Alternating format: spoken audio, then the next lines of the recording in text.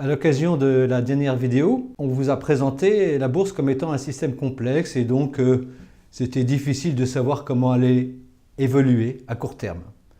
Et donc on vous a dit qu'on vous présenterait un moyen de vous repérer dans ces évolutions, dans cette volatilité boursière. Ce moyen, c'est le graphique qui s'affiche à la gauche de l'écran et qui vous montre le SBF 120 depuis 1990. Alors vous voyez, il évolue, il a sa volatilité naturelle. Et puis on a tracé ce qu'on appelle une régression linéaire, c'est-à-dire une tendance longue. Et puis il y a également des lignes grises qui représentent ce qu'on appelle des écarts-types. Les écarts-types, c'est la moyenne de l'écart de chacun des points par rapport à la régression linéaire. Ce que l'on sait, c'est que dans les systèmes complexes, eh bien, il y a des lois physiques qui s'appliquent et qui ressemblent un peu, comme vous l'avez dit, à une courbe de Gauss, c'est-à-dire qu'à peu près 75% du temps, eh bien, la bourse est entre plus 1 et moins 1 écart-type, comme ça se voit d'ailleurs assez bien sur ce graphique depuis 1990. De temps en temps, la bourse va un peu plus loin, la volatilité est un peu plus forte et elle est entre 2 et 3 écarts-types. Ça représente à peu près 12%, je crois, à peu près 12% des occurrences.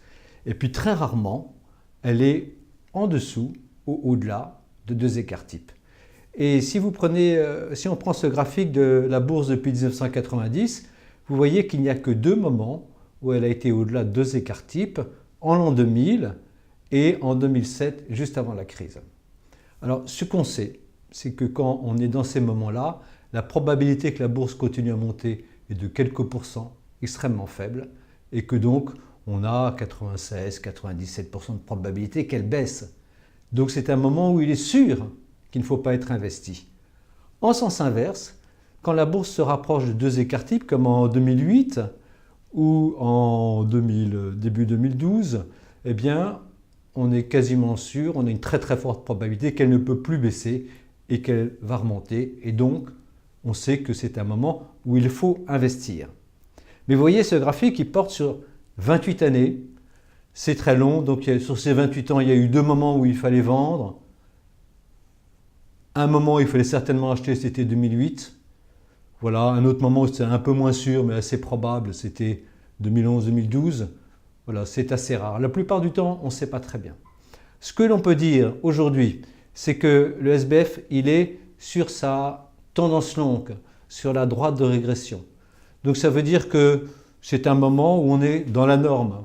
Donc si on a un bon investissement, eh bien, on a toute la probabilité sur le long terme d'avoir une croissance du cours de l'action qui sera à peu près équivalente à la croissance des bénéfices, auquel on ajoutera le dividende. Donc c'est un moment où on peut raisonnablement investir, tout en étant encore à la merci de la volatilité du marché. Alors vous voyez, c'est un graphique très utile.